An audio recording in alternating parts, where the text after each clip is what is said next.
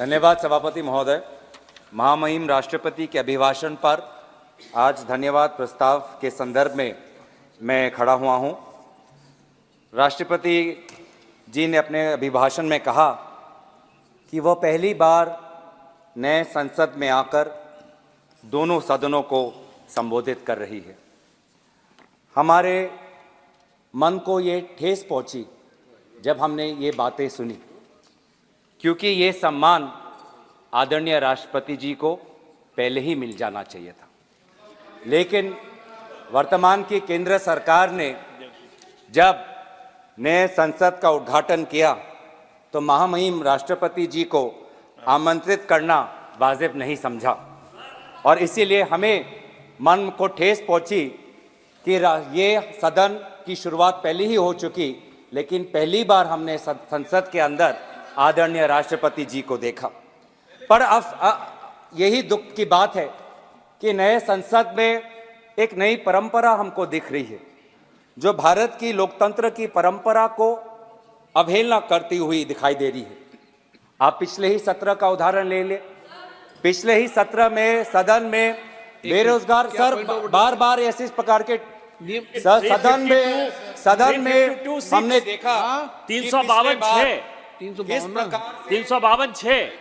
इसी परंपरा की हम बात कर रहे हैं कि सत्ता पक्ष के मंत्री, सत्ता पक्ष के सांसद जब भी उनका मन चाहे खड़े होकर आरोप लगा सकते हैं।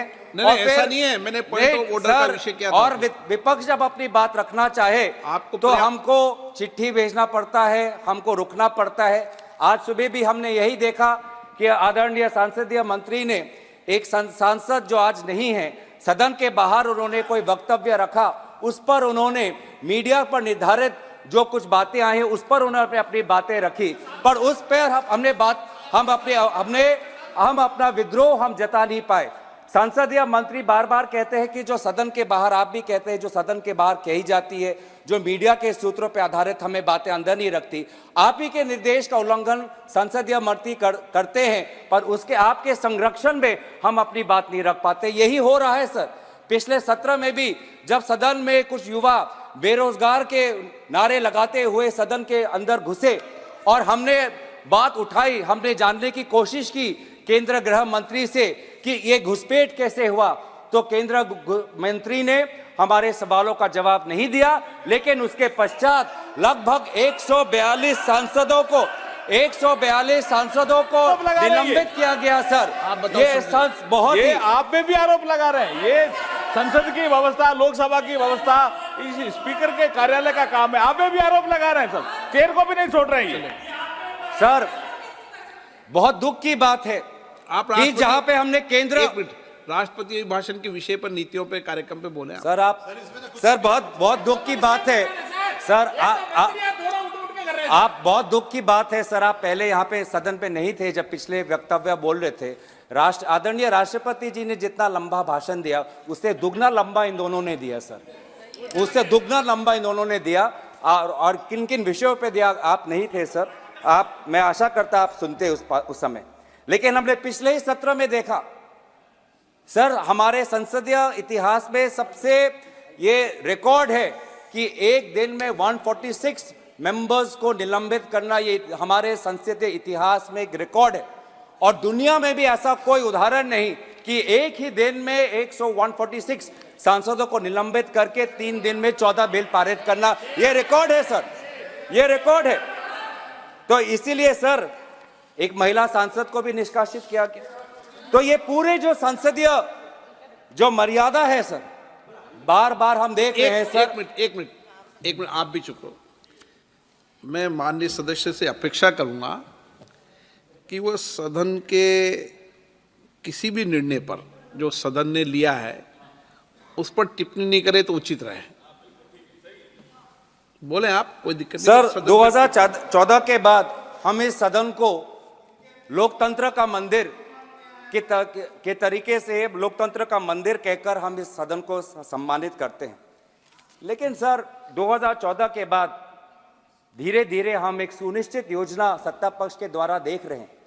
अब ये सदन या ये संसद लोकतंत्र का मंदिर नहीं सर, ये एक विशेष सम्राट का जीता जागता राज दरबार धीरे धीरे बनता जा रहा है। अब महाराज एक सेकंड आप एक मिनट मानिए, आप बहुत वरिष्ठ सदस्य हैं, आप संसद पर ही आरोप लगाएं। इस संस्था में आप बैठे हैं, जिस संस्था का पवित्र सदन है, आप ही सोचे क्या बोल रहे हैं आप। नो एलिगेशन ना, आपने संसद पर सवाल उठाया, पार्लियामेंट की सिस्टम पर सवाल उठाया। नो सर मैं अपनी बात रखूं। हाँ। मैं सदन की मर्यादा और भारत की संसदीय की इतिहास की मर्यादा की संरक्षण में बोल रहा हूं। बात कर रहा हूं सत्ता पक्ष की सुनिश्चित योजना, क्योंकि जब भी यहाँ पे महाराज जब आते हैं तो सारे सांसद खड़े होकर ताली बजाते हैं, उनका जयकार होता है। जो जिस जिम्मेवारी से हम आते हैं, जिस जिम्मेवारी से हम आते हैं सर, वो जिम्मेवारी को हम भूल जाते हैं। और महाराज भी आते हैं, कुछ क्षण बैठते हैं और फिर वो चले जाते हैं, विदाई देते हैं और एक भी सवाल का उत्तर नहीं देते। सर इससे पहले भी सदन में और इस संसद में बहुत से प्रधानमंत्री राष्ट्रपति के अभिभाषण में बोले ना, माननीय आदरणीय अध्यक्ष महोदय, इस संसद की बात कर रहे हैं। हाँ, संसद में बोले, संसद के इतिहास की बात कर रहे हैं सर। इस संसद के इतिहास में बहुत से प्रधानमंत्री आए हैं, सभी प्रधानमंत्री ने अपने अपने कर्तव्यों का पालन करते हुए प्रश्नों का उत्तर दिया, लेकिन हमने शायद पहली बार हमने एक महाराज को देखा जिसने 5 साल में किसी भी विभाग का प्रश्न का उत्तर नहीं दिया। गलत सर, ये ख्वाहिश हो सकती है सर, ये उनकी व्यक्तिगत ख्वाहिश हो सकती है कि भारत की लोकतंत्र को राजतंत्र में परिवर्तित कर दे, ये उनकी व्यक्तिगत ख्वाहिश हो सकती है, लेकिन उनकी व्यक्तिगत ख्वाहिश में विपक्ष अटकलें डालेगा। आज हम सदन में हम देखें सर, रिकॉर्ड पे देखें, आज इसी सदन में हमने देखा कि पिछले सत्र में जब विपक्षी सांसदों को निलंबित किया गया था तो 14 बिल 3 दिन में पारित हुए। अभी तो शुरुआत हुई है, धैर्य रखिए। 2 घंटे से हम आपकी बातें सुन रहे हैं, अब आप भी दो सुनने का धैर्य रखिए। 2 घंटे से हम सब बैठे हुए हैं, अब हमारी बारी है और सुनने का धैर्य रखिए। 2 घंटे से हम सुन रहे हैं, अब माननीय सदस्य प्लीज, बोलना की शक्ति है। माननीय सदस्य प्लीज, आप नीतियों पर, कार्यक्रम पर कितनी भी तीखी आलोचना करो, लेकिन सदन के निर्णय पर मैंने पहले भी कहा था, आप सब वरिष्ठ लोग बैठे हैं, सदन के निर्णयों पर उंगली नहीं उठाएं।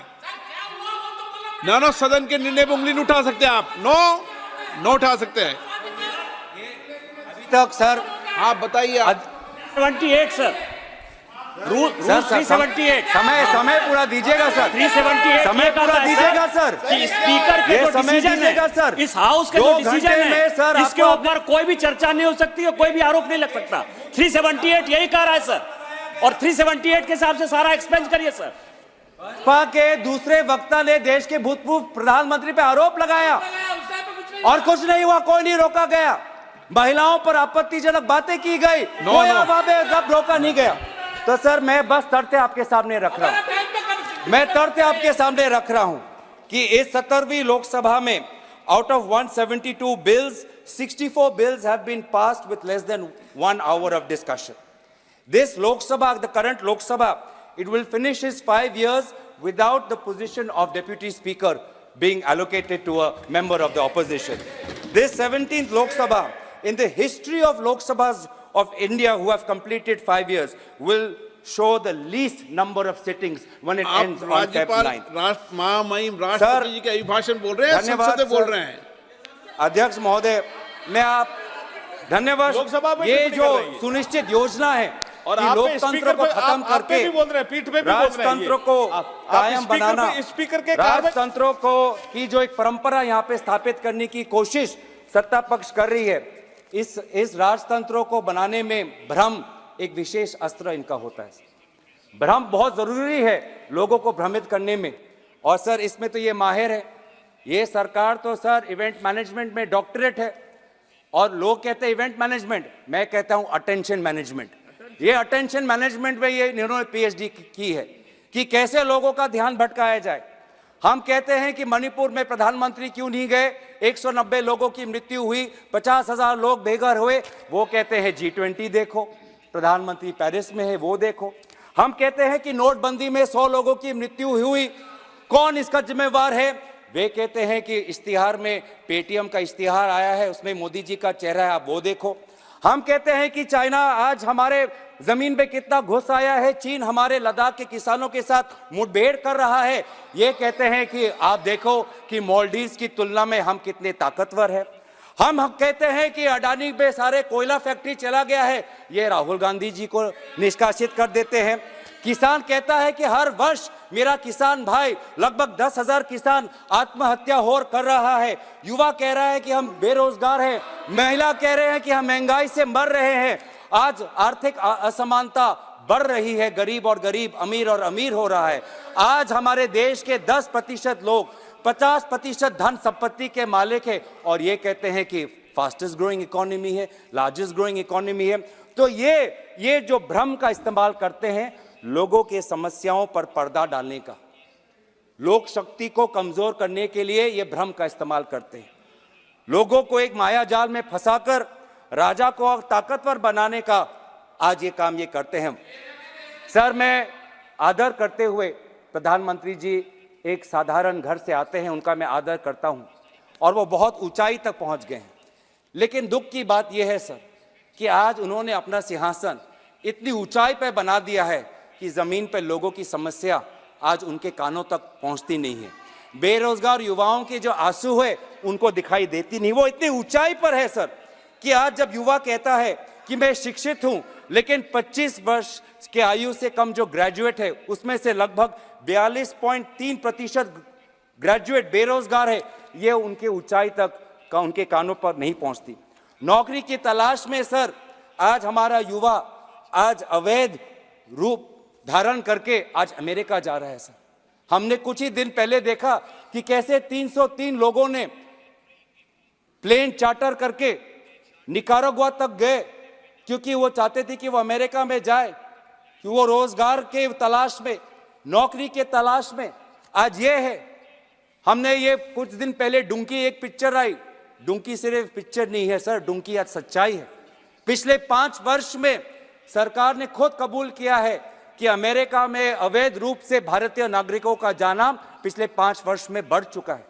लगभग 2022-23 में लगभग 90,000 भारतीय लोगों ने अवैध तरीके से अमेरिका में घुसने की कोशिश की, कभी कनाडा के बॉर्डर पे, कभी मेक्सिको के बॉर्डर पे। वो कितने मजबूर होते हैं सर कि अपने परिवार को छोड़कर, अपने घर को छोड़कर वो कभी रोजगार के तलाश में कभी यूएई जाते हैं, कभी कनाडा जाते हैं, कभी अमेरिका जाते हैं। आज ये है आर्थिक स्थिति। लेकिन आज महाराज इतनी ऊंची सिंहासन पर बैठे हैं, आज ये उनको दिखती नहीं है। सर, कितनी गरीब की, बहुत दुख की बात है कि मानव तस्करी आज कितनी बड़ी समस्या हो गई है। आदिवासी गांवों में, उत्तर पूर्वांचल के गांवों में आज गरीब परिवारों का फायदा उठाकर मानव तस्करी करने वाले लोग जाते हैं और कहते हैं कि आप बेटी हमारे बेटी का हमें दायित्व दो, अपने घर के महिलाओं का दायित्व हमें दो। और मानव तस्करी के ये लोग आज उन बेटी पे शोषण करते हैं, आज उन महिलाओं पे शोषण करते हैं। Human trafficking has become a major problem. और ये ह्यूमन ट्रैफिकिंग क्यों है? क्योंकि लोग आज गरीब हैं, लोग आज बेसहाय हैं और ये है वास्तविक स्थिति। आज सर हमारे सेना का जवान पूछ रहा है कि 4 साल बाद मेरा क्या होगा? अग्निवीर की योजना किसने बनाई? मैं कहां जाऊंगा? अग्निवीर की योजना तो सेना के अंदर से ये नीति नहीं आई। कौन है वो बाहर का विशेषज्ञ जिसने अग्निवीर की योजना बनाई? मेडिकल का छात्र आज ये बार बार ये कहते हैं कि हमने बाहर से हमने छात्राओं को हमने बचाया, लेकिन बाहर जाने की अवसर क्यों पड़ी? मेडिकल कॉलेज की ये बात करते हैं, लेकिन क्या आपको पता है सर कि आज अगर देश के अंदर एक मेडिकल के छात्रों को अगर पढ़ना है तो करोड़ों रुपए उसको फीस देना पड़ता है। करोड़ रुपए नहीं है उसके पास, इसलिए वो आज फिलीपींस जाता है, कजाकिस्तान जाता है, यूक्रेन जाता है, रशिया जाता है, चीन जाता है, क्योंकि वहां पर वही जो करोड़ों रुपए यहाँ पे जो देने पड़ते हैं मेडिकल कॉलेज में, वो वहां पे लाखों रुपए देकर वो अपना MBBS डिग्री लेके आता है। यह है वास्तविक स्थिति। महिलाएं आज पूछती है कि जब भी भारत की बेटी अन्याय के खिलाफ लड़ती है तो वो क्यों अकेली लड़ती है? क्यों बिल्किस बानो अकेली लड़ती है? क्यों बिल्किस बानो के संदर्भ में एक विशेष राज्य सरकार उनके बलात्कारियों का पक्ष लेती है? महिला खिलाड़ी पूछती है कि मैं लड़ सकती हूं, मैं लड़की हूं, लेकिन मेरे साथ तो कोई रहे, क्यों मैं अकेली पड़ गई हूं? कहां है वो व्यक्ति जो आज जब मैं पदक जीतती हूं तो मेरा स्वागत करते हैं, लेकिन आज मैं दिल्ली के सड़कों में मैं धरना दे रही हूं पर आज मैं अकेली हूं? क्यों आज बेटी अन्याय के खिलाफ अकेली है? किसान पूछ रहा है कि आज हर किसान पर लगभग 70,000 का कर्ज उन पे है, एमएसपी को उनका कानूनी सुरक्षा नहीं मिली, प्याज का किसान आज देख रहा है कि उसको जो उचित मूल्य मिल रहा है चाहिए वो नहीं मिल रहा। किसान बोल रहा है, न्याय की मांग कर रहा है। आप लाभार्थी की बात करते हो सर, आज तो भ्रष्टाचार ऐसा हो चुका है कि लाभार्थी टैक्स एक नया शुरू हो गया है। एक लाभार्थी टैक्स, अगर आवास योजना का घर चाहिए तो पहले लाभार्थी टैक्स दो, अगर पीएम किसान में अपना नाम अगर शामिल करना है तो लाभार्थी टैक्स दो, अगर उज्ज्वला में सिलेंडर कनेक्शन चाहिए तो लाभार्थी टैक्स दो। ये है वास्तविक स्थिति, लेकिन इस स्थिति को लेकर कोई बात नहीं करते, कोई यहाँ पे इन्वेस्टिगेशन नहीं। क्यों पहले पीएम किसान संपदा में 11 करोड़ लोगों को पीएम किसान मिलता था, वो 11 करोड़ से 3 करोड़ क्यों आया? क्यों घटाव हुआ? क्या कितने सारे फर्जी वहां पे लाभार्थी थे? क्या उस पर कोई इन्वेस्टिगेशन हुआ? कोई इन्वेस्टिगेशन नहीं। सारे चीजें भूल जाते हैं और कहते हैं कि भ्रष्टाचार गायब हो गया। सबसे ज्यादा भ्रष्टाचार आपके लाभार्थियों के वितरण में हो रहा है। आज सर मैं खुश हूं कि जनता जागरूक हुई है और विपक्ष आज जनता के इस जागरण को स्वागत करती है। आजादी की लड़ाई भी एक जन आंदोलन था और आज भी अगर राजतंत्र से आजादी पानी है तो विपक्ष देश के जनता के साथ चट्टान की तरह खड़ा है। महाराज को यह पसंद नहीं, महाराज विपक्ष को कमजोर करना चाहता है।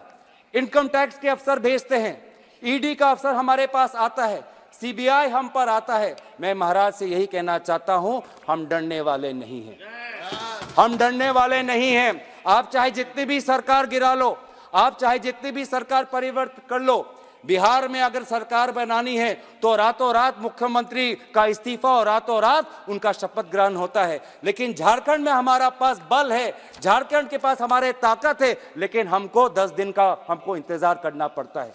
मतलब बिहार के लिए नियम अलग और झारखंड के लिए नियम अलग, इस प्रकार की बातें आज हम कर रहे हैं। सर अगर इनके खिलाफ हम लड़े, अगर इनके खिलाफ हम लड़े तो हमें जेल भेजा जाता है और अगर इनके साथ शामिल हो जाते हैं तो महाराष्ट्र में उप मुख्यमंत्री बनाया जाता है। अगर इनके साथ हम लड़े तो हम पे शारदा का टैक्स लगता है, अगर इनके साथ हम जुड़े तो असम में मुख्यमंत्री मर जानते हैं। ये है सर वॉशिंग मशीन। हम डरेंगे नहीं, हम अपना फर्ज निभाते रहेंगे, हम भारत को जोड़ेंगे, हम नफरत की बाजार में मोहब्बत की दुकान खोलेंगे, हम न्याय की लड़ाई लड़ेंगे, पिछले वर्ग और अन्य पिछड़ा वर्ग के लिए जातिगत जनगणना की लड़ाई हम लड़ेंगे। हम अनुसूचित जाति जनजाति जिनके लिए आज केंद्र विश्वविद्यालयों में, केंद्र सरकारों में लगभग हजारों के तादाद पे पद खाली हैं, आज उन केंद्र विश्वविद्यालयों में, उन केंद्र सरकारों में अनुसूचित जाति जनजाति का स्थान हो, उनको अपना हिस्सा मिले, हिस्सेदारी की लड़ाई हम लड़ेंगे। हम लड़ेंगे उन युवाओं के लिए, वो लगभग 1-1.5 लाख युवा जिन्होंने सेना के भर्ती के लिए पूरी परीक्षा पार कर ली, लेकिन आज भी वो सेना में भर्ती नहीं हुए। हम उनके मुआवजे के लिए हम लड़ाई लड़ेंगे। हम लड़ाई लड़ेंगे जम्मू कश्मीर के लिए, ताकि उनको पूर्ण राज्य का दर्जा दोबारा मिले और निर्वाचन दोबारा हो, लोकतंत्र की स्थापना वहां पे हो। हम लड़ेंगे आंध्र प्रदेश के लिए। For Andhra Pradesh, we gave a special category status. We promised them, and today again repeatedly, the Prime Minister has been betraying the people of Andhra Pradesh and denying them the rightful special status. We, the Congress Party, want special status for Andhra Pradesh. हम लड़ेंगे असम के वो 6 समुदाय के लिए, जाहुम, मोरान, मोटा, कुच, राजबंशी, सूतिया, आदिवासी जो है, जो जनजाति की मांग कर रहे हैं, हम उनके साथ हम रहेंगे। हम लड़ेंगे महिलाओं के लिए जो महंगाई से राहत चाहते हैं। हम भारत के संविधान के लिए लड़ेंगे। इस भारत के संविधान में सर लिखा है हम, इसमें मैं नहीं लिखा है, इसमें कोई एक व्यक्ति की दिव्य शक्ति नहीं लिखी है, इसमें भारत की लोक शक्ति का उदाहरण है। इसमें लिखा है कि हम भारत के लोग भारत को एक संपूर्ण प्रभुत्व संपन्न समाजवादी पंथ निरपेक्ष लोकतंत्रात्मक गणराज्य बनाने के लिए तथा उसके समस्त नागरिकों को न्याय, स्वतंत्रता, समता और बंधुता में बढ़ाने के लिए हम प्रयत्न करेंगे। ये है इस संविधान के प्रति, क्योंकि देश सर किसी व्यक्ति के दिव्य शक्ति से नहीं, देश संविधान से बनता है, देश आम नागरिकों से बनता है, देशवासियों से देश बनता है। तो सर हम लड़ेंगे इस भारत के संविधान के लिए, हम लड़ेंगे वसुधैव कुटुंबकम की संस्कृति के लिए, हम लड़ेंगे गंगा जमुना के तहजीब के लिए। सर बहुत दुख होता है सर, आज आपके पहले भी सरकारें थी, आपके बाद भी सरकारें आई हैं, लेकिन सर शायद हमने पहली बार ऐसा देखा है कि भारतीय होने का गर्व सत्ता पक्ष सिर्फ सत्ता के मापदंड से देखती है। जब 2014 से पहले इनके पास सत्ता नहीं थी तो उनको भारतीय होने का शर्म होता था। प्रधानमंत्री जी दक्षिण कोरिया में जाकर कहते हैं कि 2014 से पहले भारत में जन्म लेना शर्मनाक बात थी। कितनी अफसोस की बात, आप देख लीजिए सर, मैं रिकॉर्ड पे डाल दूंगा, कितने अफसोस की बात है, अफसोस की बात है। लेकिन मैं संयुक्त राष्ट्र में देश के विदेश मंत्री ने क्या कहा, मैं वो पढ़ना चाहूंगा। उन्होंने कहा, इस सदन में प्रधानमंत्री सदन के नेता होते हैं, हम कोई भी टिप्पणी कोई भी बात कहें तो बिना प्रमाणित तथ्यों के सदन की गरिमा आप उनको बनाना चाहिए। सर आपका सम्मान करते हुए, और आप मुझे भी जानते हैं कि मैं कोई भी बातें बिना तथ्य के बिना सबूत के नहीं रखता, ये आपके प्रति मेरा आदर है। सर मैं आपके ही आदर करते हुए ये लोग जो 2014 से पहले भारतीय होने का गर्व नहीं महसूस करते, मैं आपके ही विदेश मंत्री की बातें जो उन्होंने संयुक्त राष्ट्र में कहा था वहां पे मैं कहना चाहूंगा। पाकिस्तान को संबोधित करते हुए कहा कि 70 वर्ष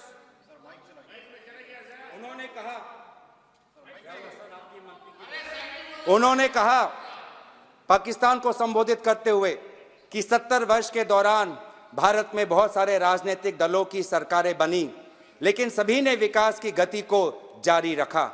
हमने विश्व प्रसिद्ध इंडियन इंस्टीट्यूट ऑफ टेक्नोलॉजी बनाए, इंडियन इंस्टीट्यूट ऑफ मैनेजमेंट बनाए और all India institute of medical science जैसे बड़े अस्पताल बनाए। लेकिन आपने क्या बनाया? आपने आतंकवादी ठिकाने बनाए, टेररिस्ट कैंप बनाए। हमने स्कॉलर्स पैदा किए, इंजीनियर्स पैदा किए, डॉक्टर्स पैदा किए। आपने क्या पैदा किया? ये जो 70 वर्ष का जो विवरण किया है, ये आदरणीय सुषमा स्वराज जी ने विदेश मंत्री के पद पर रहते हुए भारत की गरिमा को उन्होंने सुरक्षित रखा। और कितनी अफसोस की बात है कि आप 2014 से पहले भारत के प्रति आपका कोई गर्व नहीं महसूस करते। सर हम भारत के होने का हम गर्व महसूस करते हैं। 2014 के पहले भी, आज भी जब हमारे पास सत्ता नहीं, आज भी हम भारतीय होने का हम गर्व महसूस करते हैं और हमेशा हम करते रहेंगे। लेकिन सर मैं अंत में ज्यादा समय ना लेते हुए बंकिम चंद्र चटर्जी के वंदे मातरम की कुछ पंक्तियां कहकर अपनी वाणी को मैं विराम देना चाहूंगा। त्वम ही दुर्गा दश प्रहरण धारिणी, कमला कमल दल विहारिणी, वाणी विद्यादायिनी, नमामि त्वाम नमामि, कमलाम अमलाम अतुलाम, सुजलाम सुफलाम मातरम, वंदे मातरम। भारत कब विकसित होगा? ये कोई अंतर्राष्ट्रीय संस्था या कोई विशेष व्यक्ति नहीं। भारत तब विकसित होगा जब हम संविधान के अनुसार सामाजिक, आर्थिक और राजनीतिक न्याय सबको मिलेगा। भारत तब विकसित होगा जब विचार, अभिव्यक्ति, विश्वास, धर्म और उपासना की स्वतंत्रता सबको मिलेगी। भारत तब विकसित होगा जब प्रतिष्ठा और अवसर की समता सबको मिलेगी। तब जाके जब भारत का हर नागरिक ऐसा महसूस करेगा, तब जाके हम भारत के प्रति हम न्याय करेंगे। और अंत में हम यही कहना चाहेंगे कि हम अपने लड़ाई, भारत की लड़ाई, भारत जोड़ने की लड़ाई, भारत के नागरिकों के आम न्याय की लड़ाई हम लड़ते रहेंगे, हम डरेंगे नहीं। इन्हीं शब्दों के साथ मैं महामहिम राष्ट्रपति के अभिभाषण पर धन्यवाद प्रस्ताव में अपनी बातों को समाप्त करता हूं। धन्यवाद। जय हिंद। वंदे मातरम। TR बालू जी।